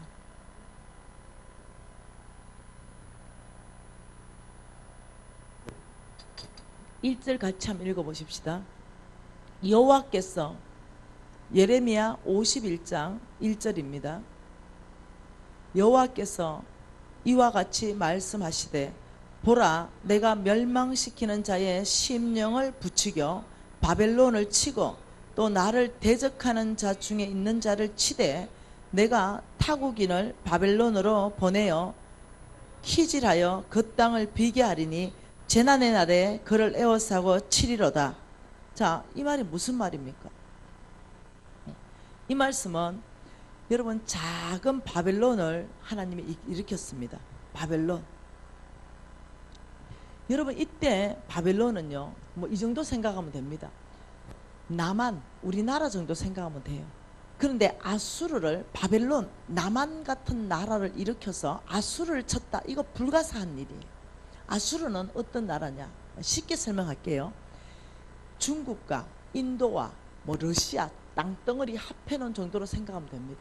어마어마한 그 땅덩어리를 남한 같은 쬐끈한 땅덩어리가 거기를 쳤다. 예를 들면 이겁니다. 이만한 땅덩어리를 요만한 나라가 쳤다.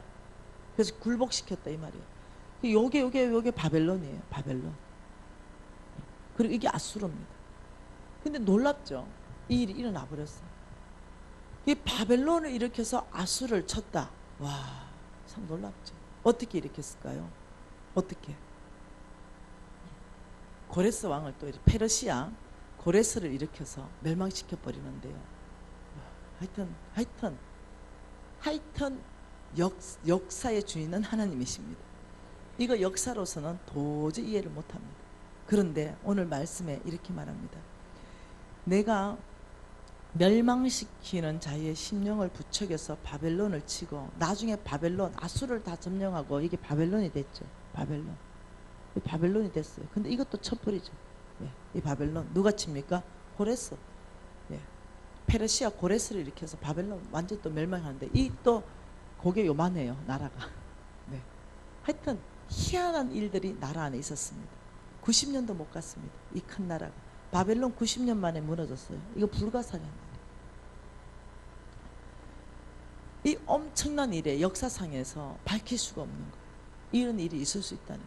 지금 예를 들어서 남한이 러시아와 중국과 인도를 합해 놓은 것 같은 그 땅덩어리를 쳐서 굴복시켰다. 여러분 어찌 생각해요? 믿어지지 않는 거. 근데 하나님 놀랍게도 내가 이 바벨론이 아수를 쳤기 때문에 이 전체가 바벨론이 되었죠. 근데 이 바벨론을 치는데 하나님께서 누구를 일으켰냐면은 이렇게 말합니다. 내가 바벨론을 치고 하나님이 치는 거예요. 그 치는데 내가 누구를 일으켰냐면 놀랍게도 하나님께서 타국인을 일으켰다. 이렇게 말해요. 누구를 일으켜요? 타국인을 일으켰다. 하나님이 친 건 타국인을 일으켜서 바벨론을 쳤다. 명확하게 말했어요. 타국인을 가지고 어디를 쳤냐? 나는 바벨론을 쳤다. 여러분 타국인의 특징이 뭡니까? 하나님 타국인. 여러분 타국인, 자국인. 우리끼리는 언어가 통합니다. 우리끼리는 언어가 통일되죠. 타국인들은 언어가 달라요. 일본하고 우리하고 언어 다릅니다. 우리나라에 들어와 있는 외국인 노동자들을 타국인이라 부릅니다. 우리나라 사람들이 다른 나라에 살면 타국살이를 한다고 그래요. 언어가 다르죠.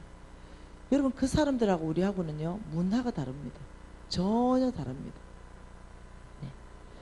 그 사람들하고 우리나라하고는요 목적의식이 다릅니다. 타국인 목적의식.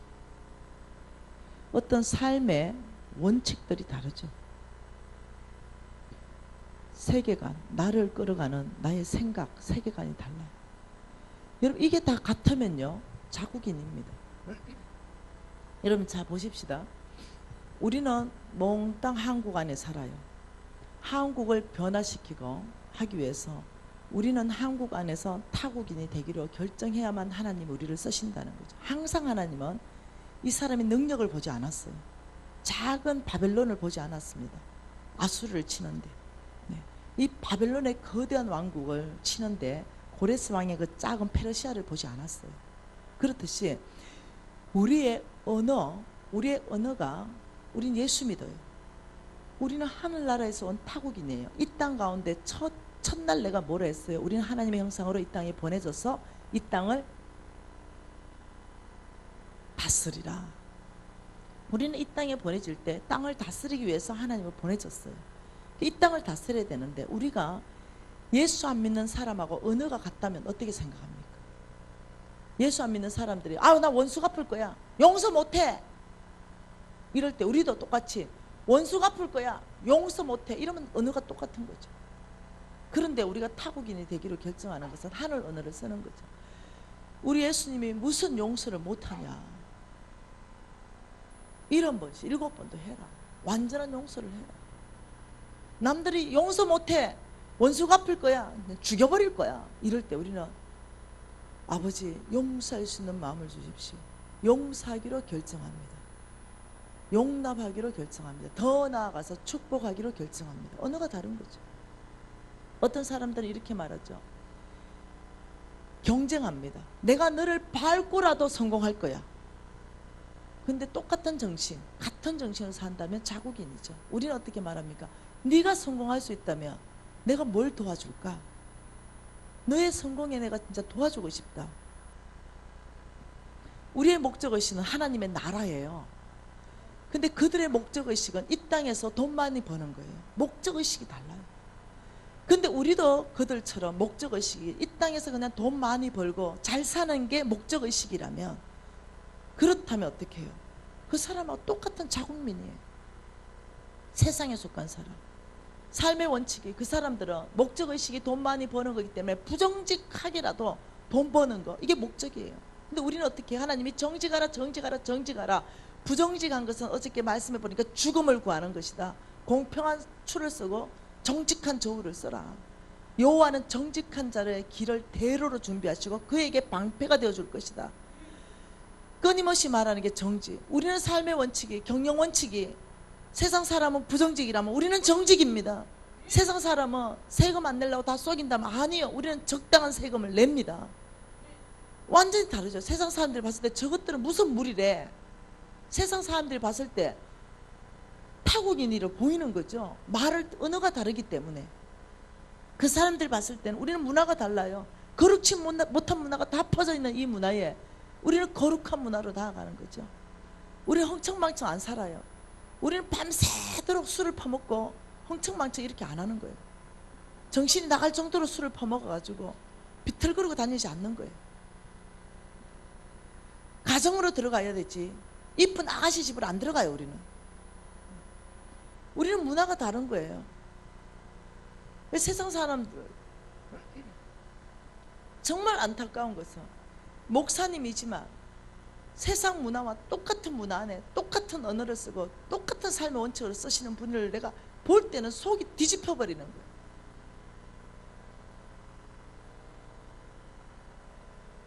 장로님들이 이럴 때 정말 그냥, 죄송해요 이런 표현에서, 그냥 보는 게 그냥 미칠 것 같아요.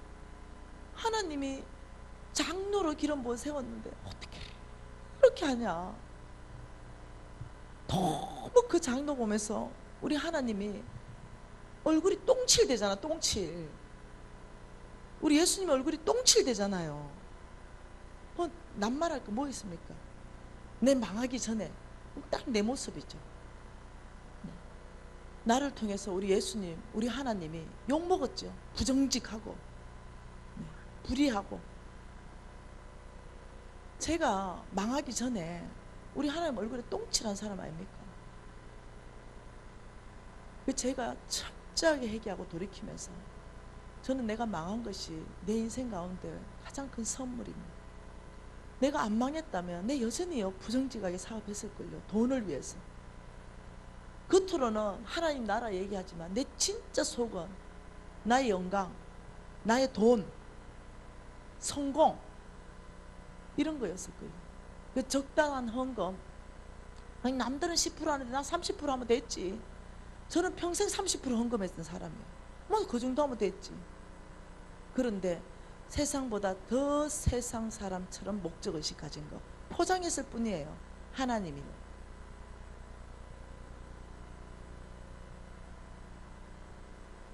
여러분, 하나님께서는 그 바벨론을 치는데 내가 타국인을 바벨론으로 보내겠다. 페르시아 고레스 왕을 보낸다, 이 뜻입니다. 그게. 우리 한국을 바꾸고 싶다면 우리는 한국 안에서부터 언어와 문화와 목적의식, 삶의 원칙, 이 자체를 우리는 바꿔가기 시작해야 됩니다. 여러분이 바뀌면 여러분 주변이 바뀝니다.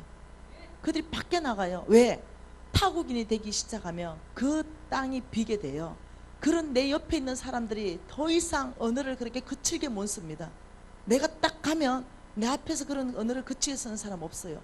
내가 만약 자국인이면 니도 그 언어 쓰고 나도 그 언어 쓰죠. 같이 쓰죠. 그럼 그 언어가 나와요. 근데 내가 그 모든 언어를 다 차단했고 그런 언어를 쓰지 않으니 그 언어 내 주변 사람들은 어떻게 바뀌어 나가기 시작하는 거죠.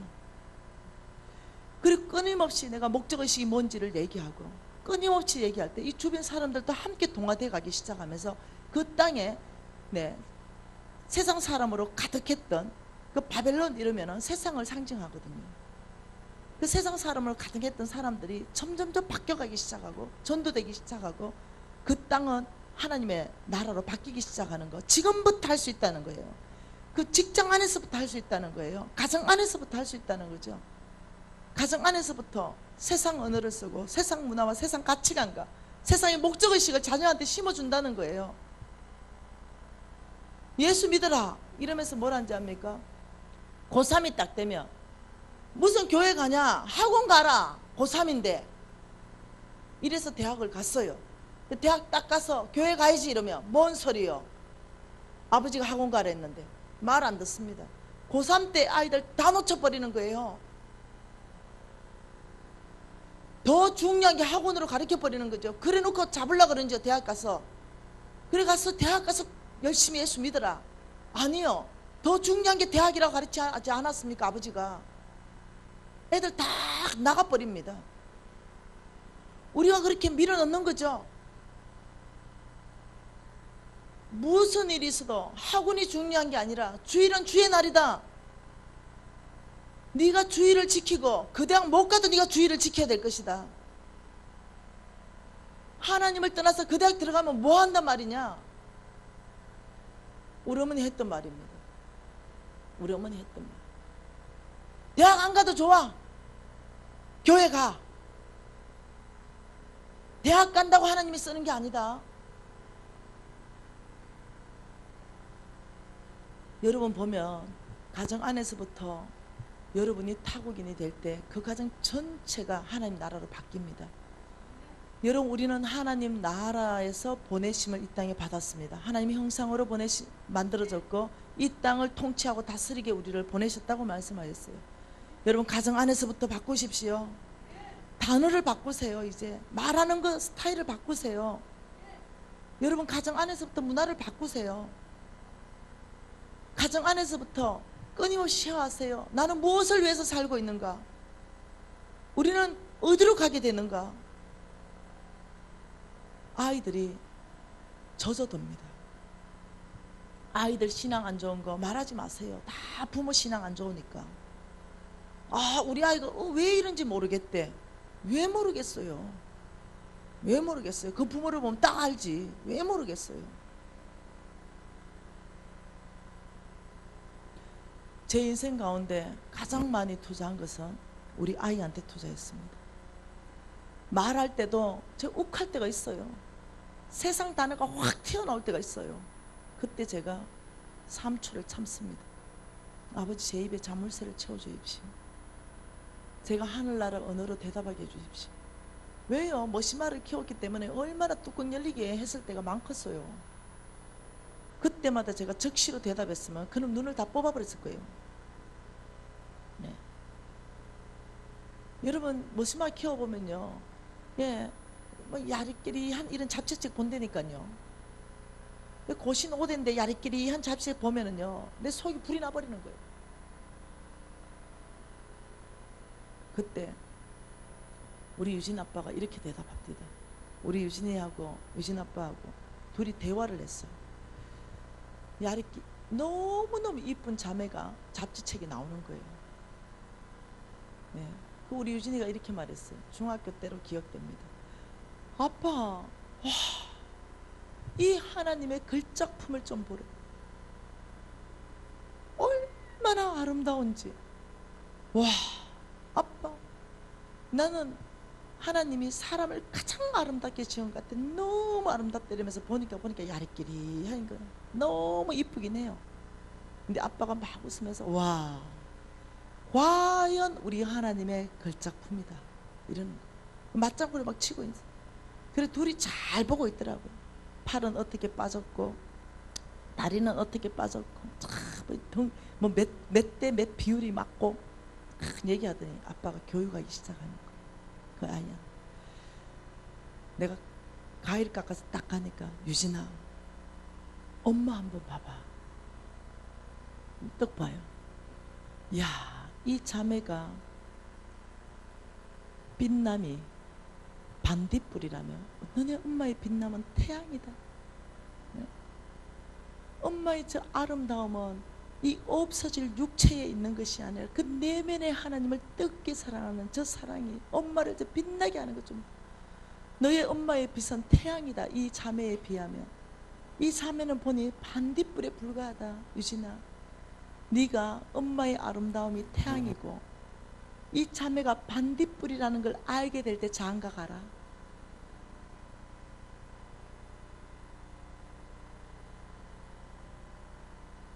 끊임없이 투자했습니다. 아이 마음 상하지 않고 아이를 늘 성경적 세계관으로 바라볼 수 있도록 엄마 아빠가 가장 많이 투자했어요. 이 아이 빗나가지 않았습니다.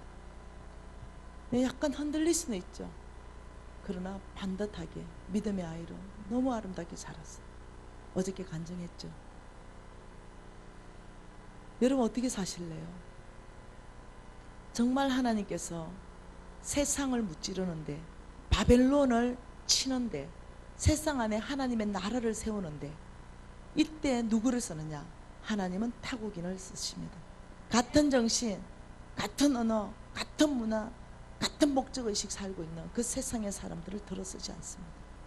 하나님께서는 하나님의 사람, 타국인, 누가 하늘나라 언어와 하늘나라 문화와 하늘나라의 목적의식과 삶의 원칙대로 사는가? 이 말을 다른 말로 표현하면 오직 믿음으로 말미암아 살리라.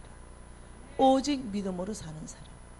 이 사람을 하나님께서는 세상을 보내서 깨트려 버리는 거예요. 바벨론을 무너뜨려 버리는 거예요. 여러분 저는 많은 영역 안에 이 세상 바벨론을 하나님께서 저를 통해서 무너뜨린 영역이 많습니다. 그리고 그곳에 하나님 나라 깃발을 꽂게 한 거, 거기에 저를 쓰신 적이 많습니다. 여러분이 하나님 나라에 쓰임받고자 원한다면 언어를 바꾸시고 여러분의 문화, 삶의 문화도 바꾸십시오.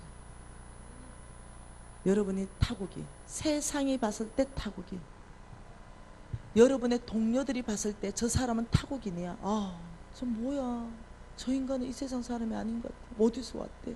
알고 보니 예수쟁이래. 그때 여러분 하나님은 주목하기 시작하고 그 사람을 쓰실 준비하고 그 사람 타국인을 바벨론, 세상을 무너뜨려버리고 하나님의 나라의 깃발을 꽂을 그 바벨론으로 보내기로 결정하시는 거죠. 여러분 얼마 남지 않았어요. 우리 하나님께서는 모세를 80에 쓰시고 충분합니다. 하나님의 쓰시는 데는 나이에 제한이 없습니다. 지금 남은 여생에 우리가 다시 살자는 거죠. 하나님 중심적으로 살자는 것입니다. 기도하십시다. 나는 세상 사람인가? 나는 세상에 보기에 타국인인가? 나는 정말 준비되어 있는가? 나는 정말 이 돈 안에서 세상의 가치관에 꽉 잡혀 있는가? 아니면 정말 이 돈이라는 이것이 정말로 하나님 나라를 세우는 데 있어서 중요한 수단으로 인식하고 있고 함께 동력하고 있는가? 여러분 통성으로 주님 앞에 아버지 오늘부터 타국인 되기로 결정합니다. 저의 언어와 문화와 목적의식을 바꾸며 저희 삶의 원칙을 바꾸며 아버지 천국 사람, 하늘나라에 속한 사람으로 살겠습니다. 통성으로 기도하시겠습니다. 하나님 아버지, 아버지 감사합니다. 우리 가운데 타국인들이 일어나게 하십시오. 우리 나라가 봤을 때, 세상 사람들이 봤을 때 아버지 저 사람들은 분명히 타국인이야, 하늘나라야. 아버지 이렇게 아버지 우리가 언어를 아버지 다르게 쓰게 하시고 아버지 우리가 문화를 다르게 쓰게 하시며 우리의 명확한 목적의식이 세상과는 다르게 하셔서 우리를 보내서 세상의 강력력을 무너뜨리십시오. 아버지 정치의 영역 안에 아버지 우리가 타국인을 보내주십시오. 아버지 정치계 영역 안에 하나님의 공의를 세우게 하시고 아버지 하나님의 공의를 세울 수 있는 타국인을 정치 영역 안에 보내주셔서 능히 아버지 정치 안에서 하나님의 나라가 세워질 수 있도록 주여 아버지 정치를 새롭게 해주시기를 원합니다. 아버지 경제의 영역 안에 이 부정직한 경제의 영역 안에 타국인을 보내시고 정직한 자 경영 원칙을 하는 사람들을 보내셔서 아버지 경제계 영역 안에 하나님의 나라를 세우게 하시며 교육계 영역 안에 하나님의 지혜가 풀어놓는 아버지 타국인을 보내셔서 교육계 영역 안에 하나님의 나라를 세우십시오. 아버지 진실이 사라진 매스컴 영역 안에 아버지 진실을 보도하는 타국인을 보내시며 아버지 매스컴 영역이 진실해질 수 있도록 아버지 매스컴 영역 안에 하나님의 나라를 세울 사람들을 일으켜 주시며 아버지 젊은 청년 안에서 예술력의 영역 안에서 거룩함으로 아버지 나아가는 자 있게 하시며 종교 영역 안에서 하나님의 긍휼 아버지 과학기술 안에 하나님의 창조와 아버지 가정 안의 사랑 아버지 정말 우리가 이 땅과 다른 정신으로 하나님의 아버지 성품을 가지고 각 영역 안으로 들어가며 그곳에 하나님의 나라를 세우게 하여 주시기를 원합니다. 타국인들 아버지 더 일으켜 주셔서 각 영역 전체 안에 아버지 특히 젊은 청년들을 일으켜 주십시오. 다음 세대를 일으켜 주셔서 아버지의 각 영역이 주의 나라로 바뀌어질 수 있도록 아버지 헌신하는 타국인들을 주여 일으켜 주시옵소서.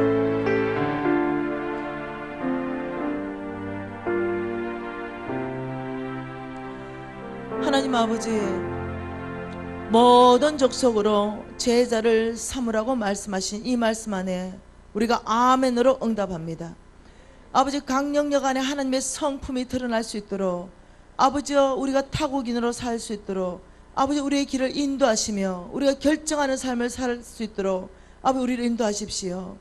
아버지여 각 영역 안에 성경의 원칙이 세워지게 하시고 성령의 능력으로 그 일을 감당할 수 있도록 주여 우리 가운데 아버지 알아듣게 하시며 하나님 말씀의 계시로 풀어지게 하시며 이 말씀이 우리의 레마로 심장에 꽂혀질 수 있도록 하십시오.